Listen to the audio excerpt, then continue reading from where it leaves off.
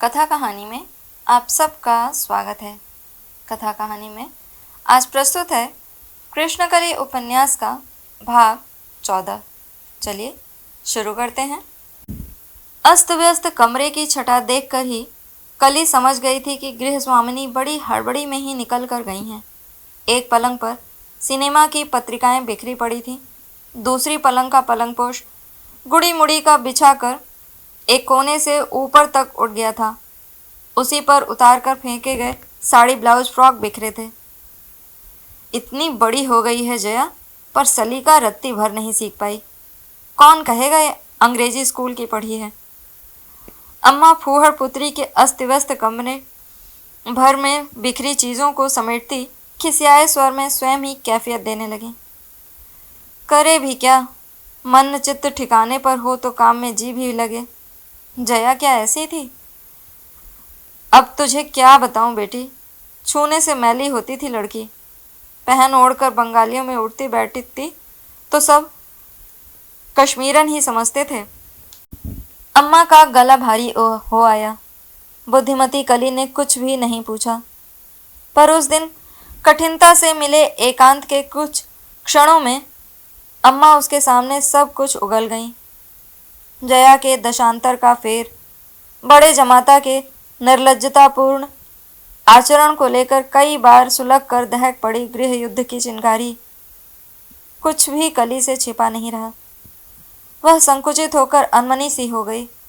ये शायद अम्मा ने भांप लिया। अरे तू कौन पर आई है बेटी? कब से तेरी राह देख रही थी कि तू आए तो 2-3 घड़ी बतिया कर जी हल्का करूं। दोनों मेरी कोख की जाई सगी बेटियां हैं, पर दोनों का जैसे मुझसे विश्वास ही उठ गया है। माया कहती है कि मैं जया का ही पक्ष लेती हूँ, और जया कहती है मैं तुम्हें भारी हो गई हूँ। अब तू ही बता बेटी, भला भैंस के सींग क्या कभी उसे भारी होते हैं? आंचल से आंख पोंछती अम्मा ने खिड़की बंद कर दी। बाहर बाबूजी बैठे कुछ पढ़ रहे थे। शायद कहीं कुछ सुन न लें, और सुन लेने पर वह अल्पभाषी अनुभवी गृहस्वामी कभी भी अम्मा को घर का भेद एक सर्वथा अनजान विभीषण को बता देने के लिए क्षमा नहीं कर पाएगा। यह कली खूब समझती थी, पर वह क्या स्वेच्छा से ही विभीषण बनी थी? जया का मन तो भावों से भरा है बेटी, अम्मा कहने लगी। जरा किसी ने हिला भर दिया कि घाव दुख गया। माया को लाख समझाती हूँ कि तू ही चुप ही रह जा, पर माने तब ना। मैं इलाहाबाद गई तो सुना माया ने जीजाजी से कुछ ऐसी ही ओछी बात कह दी कि शर्म नहीं आती ससुराल में पड़े पड़े रोटियां तोड़ रहे हो। बस सामान बांध बूंद कर जयूली निकल पड़ी। स्टेशन से मनाकर तेरे बाबूजी लौटा लाए। मेरा भाग्य ही खोटा है। और क्या, छोटी बहू के लिए इतना किया, वह हमारे मुख पर कालिक पोत कर चली गई। प्रवीर की ही शादी न करने की जिद टूटती तो शायद कुछ मनहूसियत कटती। अब इन्हीं अलीपुर के पांडे जी ने अपनी चारों बेटियों के इसके सामने धर दी थी कि भाई ले, जो पसंद हो उसी से तेरे फेरे करवा दे। ऐसा भला कोई कर सकता है? उस उदार पिता का पूर्ण परिचय पाने को कली ललक उठी। क्या उदार पांडे जी की चारों अविवाहित परियां अभी भी लल्ला के सामने हाथ बांधे परेड कर रही होंगी? क्या करें, उसका माथा क्यों दुखा जा रहा था? पर कुछ क्षण चुप रहकर भी वह कंठ से अटके प्रश्न को नहीं रोक पाई। तो क्या चारों में से एक भी पसंद नहीं आती? अरे अब क्या चारों धरी रह गई हैं बावली? अम्मा कटी सुपारी के लच्छों को निरर्थक काटने लगी। चुन्नी मुन्नी सुन्नी तो एक से एक घर चली गई। ऐसे ग्रह थे सुना, उनकी लड़कियों के जहाँ जाएं वहाँ राज करें। किसी का बुधादित्य योग तो किसी का केंद्रस्थ बृहस्पति। अब सबसे छोटी कुन्नी बची है। ऐसी सलोनी छवि है कि बस भूख भागे है देखकर। अभी तो देखकर लौटी हूँ। रंग नक्शा सब एक से बढ़कर एक, बस ज़रा तंदुरुस्त है। असल में आज बड़ी मुश्किल से मना मुनु कर उसे ले गई। पांडे जी का बड़ा आग्रह था कि एक बार कुन्नी को देख भर लें। तब क्या देखा? कली को अब चौथी पांडे सुता के स्वयंवर की व्यूह रचना में बड़ा आनंद आ रहा था। खाक देखा। अम्मा आंचल को मफलर की तरह गले में लपेट कर बैठ गईं। हम सब एक ही कमरे में बैठे रहे। कुन्नी ने एन मैन बंगाली लड़कियों की तरह रविंद्र संगीत गा कर सुनाया, स्पंज रसगुल्ले बनाकर हमें खिलाए, पर इसने एक प्याला चाय भी पीकर नहीं दी। मारे शर्म के मेरा सिर झुक गया। क्या सोचते होंगे वो लोग? लड़की बेचारी गाना पूरा गा भी नहीं पाई थी कि बीच से उठकर चला गया बेहया। कहने लगा, मुझे अपने किसी दोस्त से मिलने जाना है। तब से गायब है। कली अचानक बिना कुछ कहे ही उठ गई। बरसाती के निकट आती कार का परिचित हॉर्न शायद उसने सुन लिया था। पता नहीं उसे एकांत में अम्मा से खुसुर पुसुर करते देख गृह के विपक्षी सदस्य उसके विषय में क्या सोच बैठे। मैं चलूं अम्मा? सुबह से एक जगह स्थिर होकर 2 घड़ी बैठ नहीं पाई हूँ। आपने ऐसे प्यार से बुलाकर खिलाया न होता तो शायद भूखी ही सो जाती। वह हंसी, पर उसके कांपते होठों के दोनों अस्थिर कोनों को अम्मा ने देख लिया। आगे बढ़कर उन्होंने उसकी दोनों को दुबली कलाइयां थाम ली। बाहर से ऐसी आनंदी दिखने वाली लड़की का इतने बड़े संसार में क्या कहीं कोई आत्मीय नहीं होगा? एक बार बड़े संकोच से उन्होंने उसके अजान कुल गोत्र के माता पिता का अता पता पूछने की चेष्टा भी की थी, पर हंसकर ही वह रहस्यमयी लड़की प्रश्न को टाल गई थी। फिर स्वयं अम्मा का स्वभाव खोद खोद कर बातें पूछने के पक्ष में नहीं था। घड़ी भर और सुस्ता लेना, उस निगोड़े कमरे में भी तो अकेली ही रहेगी। कली कुछ कहने जा ही रही थी कि जूते की चर्र मर्र सुनकर चौकन्नी हो गई। पलक झपकते ही प्रवीर द्वार पर आकर खड़ा हो गया। सारे चेहरे पर बिखरे धूल भरे बाल और सूखा सा मुंह। अम्मा ने अचकचा कर कली के हाथ छोड़ दिए। अपने इस कुछ न कहने वाले लड़के से वे बहुत डरती थीं। जिस लड़की को वे घड़ी भर पहले बाहों में भरकर बार बार पल भर सुस्ताने का आग्रह कर रही थी, उसी से निष्कृति पाने के लिए वे अब मन ही मन ठाकुर जी का स्मरण करने लगी। यह उनकी मुँहलगी नादान लड़की कहीं लल्ला से कुछ उल्टा सीधा मजाक न कर बैठे।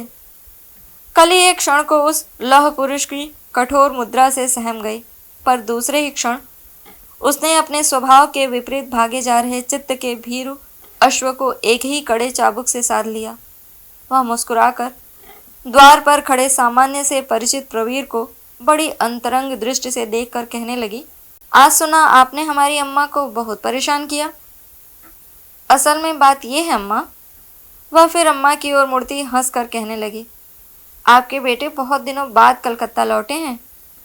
इसी से ये नहीं जानते कि अब यहाँ मुफ्त में मिली मिठाई ऐसे नहीं छोड़ी जाती है। यहाँ तो छेना दूध की मिठाई को ही कानून ने निषिद्ध कर दिया है।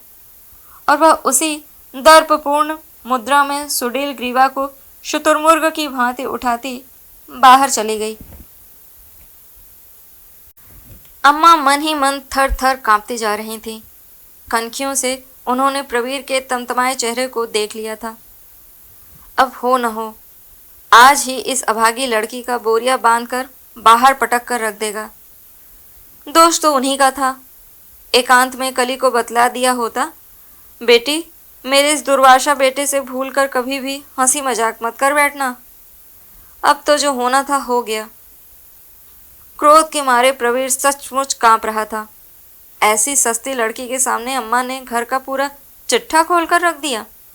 अम्मा, वह माँ के एकदम पास आ गया। मैं तुमसे पहले भी कह चुका हूँ, इससे कहो। वह अपना वाक्य पूरा भी नहीं कर पाया था कि बाबूजी अखबार लिए कमरे में आ गए। क्यों बिगड़ रहे हो बेटा? शांत स्वर के ठंडे छींटों ने क्रोध के उफान को एकदम बिठा दिया। इतने दिनों से बेचारी लड़की यहाँ रह रही है, हमें पता भी नहीं रहता कि कोई रहता भी है। तुम नौकरी में इतनी दूर हो, लड़कियाँ पराए घर की हैं, आज हैं तो कल नहीं। तुम्हारी अम्मा का भी जी बहला रहता है, वो भी क्या करेगी? बहू बेटियाँ होती तो बात अलग थी। कभी टेढ़ी बातें न कहने वाले पिता का तीखा व्यंग प्रवीर समझ गया। आज बाबूजी उससे वैसे ही बिगड़े होंगे। पांडे जी उनके एकमात्र मित्र थे। फिर उनकी अभागी पुत्रियों से लदे कल्पतरु की पत्तियां जैसे कभी झड़ती ही नहीं थी। जब घर आता तब सुनता पांडे जी की एक पुत्री का विवाह हुआ, ये दिया वो दिया, और भाग्यशाली जमाता को अपने खर्चे से विलायत भी भेज दिया। फिर भी एक न एक अविवाहिता पांडे सुता का लुभावना फल उसकी प्रतीक्षा में कल्पतरु पर लटका ही रहता। इस बार की छुट्टियां चौपट करने को भी एक लड़की और बच गई थी। एक तो उस सुयोग्य सुपात्री की प्रशंसा सुन सुनकर ही उसे चिढ़ हो गई थी। जब देखो तब दोनों बहनें माँ बहनोई उसी का पुराण खोलकर बैठ जाते। 3 विषयों में एमए किया है, बाप के कोट पैंट भी घर में सिलती है, आकाशवाणी से रविंद्र संगीत गाती है, उस पर एकदम कच्चे वयस की न होने पर भी अल्हड़ लगती है। उससे कहो अम्मा अपने बाप के ही कोट पैंट का सत्यानाश करे, यहाँ मेरा कार्टून बनाने न पधारे। मुझे ऐसी ही योग्यता ढूंढनी होगी तो दर्जी की बेटी ले आऊंगा। वाह वाह, घर के सिले कपड़े पहन एम्बेसी में चले जा रहे हैं डिप्लोमेट। इतना भी नहीं जानती अम्मा कि कोई भी समझदार आदमी बीवी के सिले कपड़े नहीं पहनता। अम्मा बेचारी आंखें पोंछती भीतर चली गई थी। उस दिन प्रवीर गाने के बीच से उठ अवश्य गया था, पर चलते चलते उसने कुन्नी की एक झलक देख ली थी। स्वस्थ गोरी कुन्नी की कर्णचुंबी आंखों के सधे कटाक्ष ने ब्रह्मचारी का अचल हृदयासन क्षण भर को विचलित कर दिया था। लड़की का कंठ असाधारण रूप से मीठा था। यही नहीं, कमर से भी नीचे झूलती मोटी वेणी, नितंबनी की मत्त्यगंध सी चाल और चमचमाती दंत पंक्ति पिता के वैभव की वैसाखियां लगाए बिना भी बड़ी सुगमता से किसी भी पुरुष के हृदय द्वार की कठिन अर्गला खोल कर प्रवेश कर सकती थी। प्रस्ताव निस्संदेह विचारणीय था। पहाड़ी समाज में ऐसी लड़कियां सहज में नहीं जुड़ती। पांडे जी के यहाँ उसके पूरे परिवार को किस लिए निमंत्रित किया गया है वह खूब समझता था। 2-3 वर्ष पहले की बात होती तो शायद वह भड़क उठता, पर अब संपन्न गृह का सूर्य अस्तगामी दिशा की ओर डूबता जा रहा था। जया के पति की लज्जा स्वयं उन सब की लज्जा बन गई थी। पांडे जी के साथ संबंध हो जाने पर वह दामोदर को स्वयं रहते उबार सकता था। पांडे जी के पिता का प्रशासन में बहुत गहरा प्रभाव था। अभी भी आए दिन वे अपने प्रभाव का चेक भुनाते रहते हैं।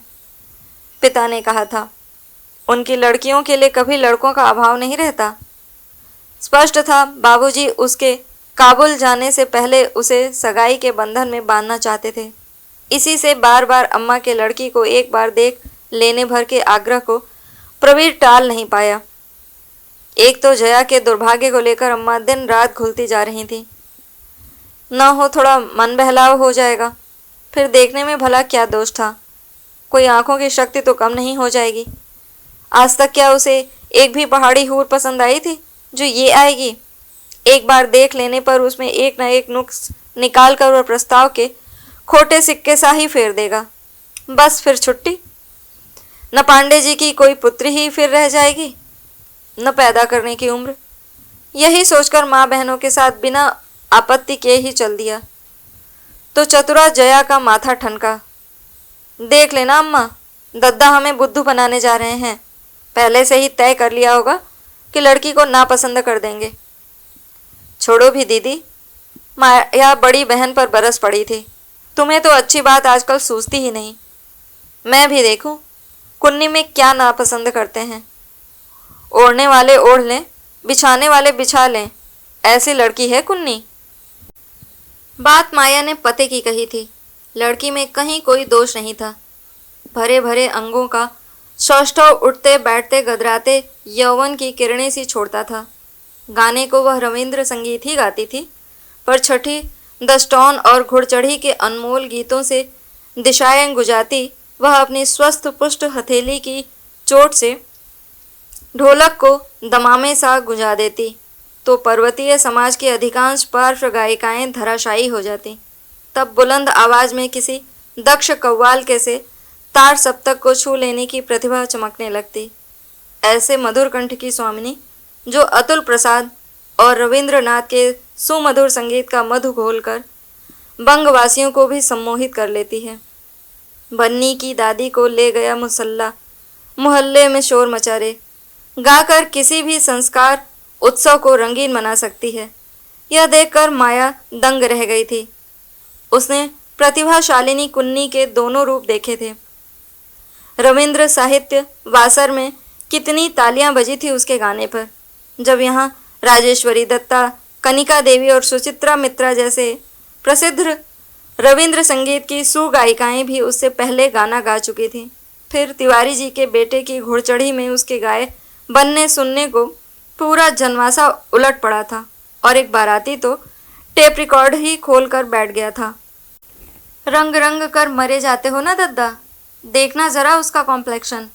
हम सब हपशियाँ न लगने लगी उसके सामने तो मेरा नाम बदल देना। क्या हाइट है उस पर, एकदम 5 फीट 4 इंच। अच्छा अच्छा रहने दे, प्रवीर ने उसे झिड़क दिया था, पर फिर भी वह चुप नहीं हुई। हाइट ही से तो कुछ नहीं होता, मांस भी ठीक ठाक चढ़ाया है भगवान ने, न 1 इंच इधर न 1 इंच उधर, एकदम 70 चाल। हमारे पहाड़ की लड़कियों की तरह कंधे झुकाकर नहीं चलती लड़की। हमें तो अम्मा ने कभी सीधे होकर चलने भी नहीं दिया। फिर रही सही कसर ससुराल में पूरी हो गई। पति की ओर व्यंग्यपूर्ण कटाक्ष से देखकर वह साड़ी बदलने चली गई थी। पांडे जी के विराट गृह की शोभा दर्शनीय थी। उनकी महल नुमा कोठी किसी राजस्थानी नरेश ने बड़े शौक से अपनी नई पत्नी के लिए बनवाई थी। पहले ही प्रसव में सुकुमारी रानी चल बसी और अदबनी कोठी को मिट्टी के मोल बेचकर नरेश विदेश चला गया था। दीवारों पर यामिनी राय के चित्रों की चौकोर बड़ी बड़ी आंखों की एक लंबी कतार दूर तक चली गई थी। दूसरी ओर अत्याधुनिक चित्रकारों द्वारा चित्रित विचित्र शैली के तांत्रिक प्रतीकों को प्रवीर ने देखते ही पहचान लिया। शायद गृहस्वामी स्वयं भी उनकी दुरूह रेखांकित विषम आकृतियों को नहीं समझते होंगे। पांडे जी स्वयं उनकी आगमनी में नम्रता से दोहरे होकर रह गए थे। मैं अभी अभी कुन्नी की माँ से यही कह रहा था कि आज यह निश्चय ही हमारे पूर्वकृत पुण्यों का फल है जो आप सपरिवार यहाँ पधारी हैं। झुक कर उन्होंने ठेठ पहाड़ी कायदे से अम्मा के चरण छूकर दोनों हाथ माथे से टिका लिए थे। वाचाल मुखर बातों के इंद्रजाल में अतिथियों को पल भर में बांध लेने वाले चिकने चुपड़े चेहरे और चमकते माथे के स्वामी हंसमुख पांडे जी ने बड़े प्रेम से प्रवीर को अपने सोफे पर बिठा लिया। प्रवीर को इस प्रकार बरबस खींचकर अपने पास बिठा लेने में पांडे जी को जरा भी संकोच नहीं हुआ, पर प्रवीर को ऐसे प्रेम दर्शन का अभ्यास नहीं था। वह जरा हटकर बैठने की चेष्टा कर ही रहा था कि पांडे जी बड़े स्नेह से उसकी पीठ थपथपाकर कहने लगे, अब के विदेश मंत्रालय पर जोर डलवाकर तुम्हें सेंटर में बुलवा लेंगे। उस व्यवसाय पटु कुटिल व्यक्ति के चरित्र की सारी कुटिलता बड़े ही स्पष्ट अक्षरों में उसके चेहरे पर निरख आई थी। उसकी अस्थिर गतिविधि देखकर प्रवीर दंग रह गया था।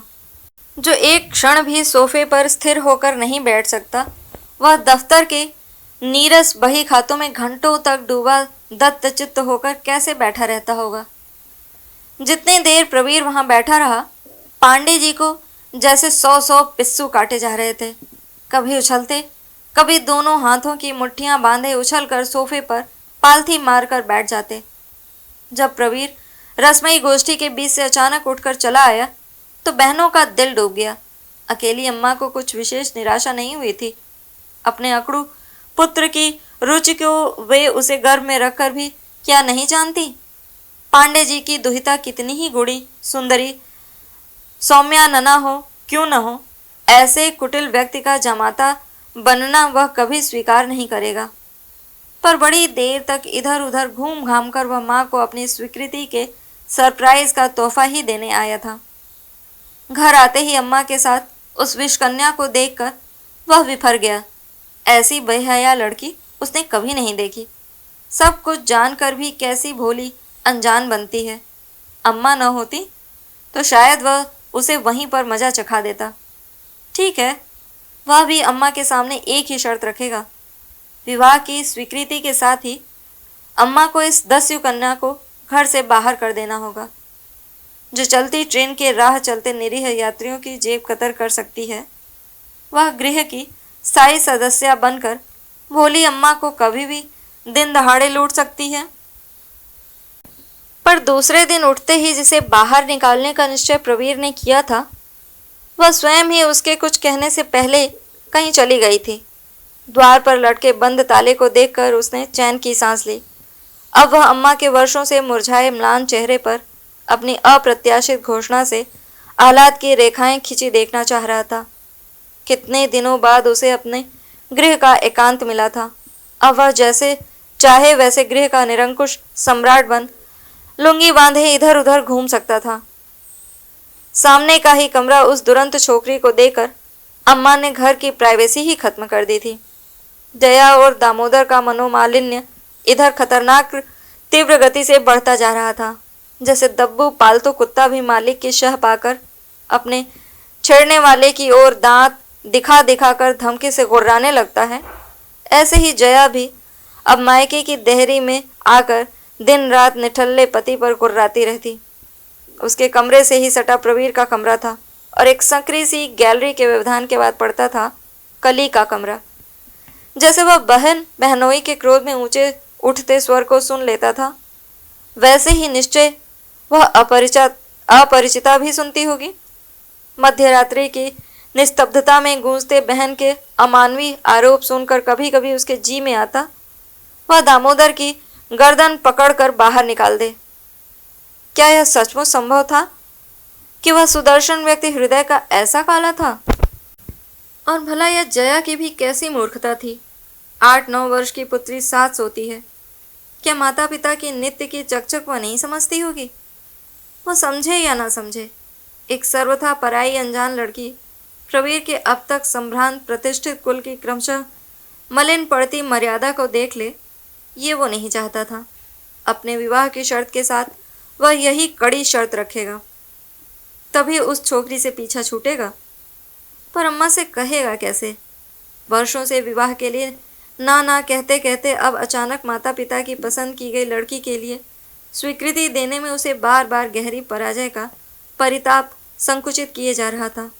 क्या कहेंगी दोनों बहनें? जया कुछ कहे न कहे, माया निश्चय ही एकांत में नवीन से कहेगी, देखा ना क्या कहा था मैंने। कुन्नी को एक बार देख लेने पर भला कोई ना कह सकता है। पर पूरे घर में माया ही एक ऐसी थी जिसके मध्य से वह अम्मा तक अपनी स्वीकृति पहुंचा सकता था। पहले उसने माया को एकांत में बुलाकर अपना निश्चय सुनाया तो उसकी आंखें विस्फारित हो गईं। सच कह रहे हो या फिर अपना कोई ऊट पटांग मजाक दोहरा रहे हो? सच कह रहा हूँ। जा अभी जाकर अम्मा से कह आ।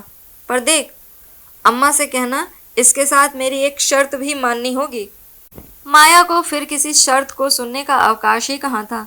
क्षण भर में जैसे किसी ने पूरे घर की उदासी को उल्लास की अदृश्य जादुई छड़ी फेरकर दूर भगा दिया था।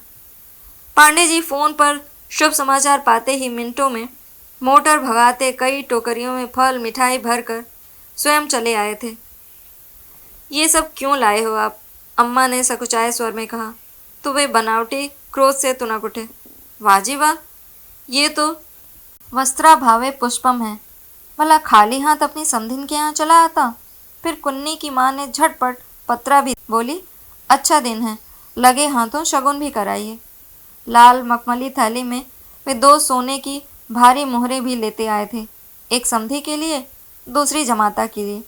घर के दोनों दामादों की हथेलियां भी पर्याप्त धनराशि से गर्म कर चलते चलते रविवार की दावत का निमंत्रण भी देते गए थे।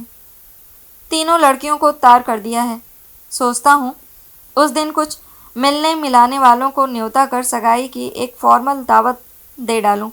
असल में हमारी कुन्नी सब इष्ट मित्रों की बेहद मुहलगी है। इसी से सब बड़े कीन हैं कि हमारे भावी जमाई राजा को एक बार देख लें कि हम उनकी दुलारी कुन्नी के लिए सुपात्र जुटा पाए हैं या नहीं। फिर उनकी आंखें चौंधियाने का कुछ हमारा भी ओछापन है।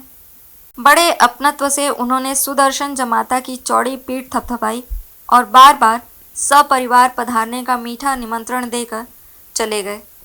इसके साथ ही कृष्णकली उपन्यास का 14वां अध्याय यहीं पर समाप्त होता है। अगले अध्याय के साथ जल्दी ही आपके समक्ष उपस्थित होंगे। तब तक के लिए नमस्कार।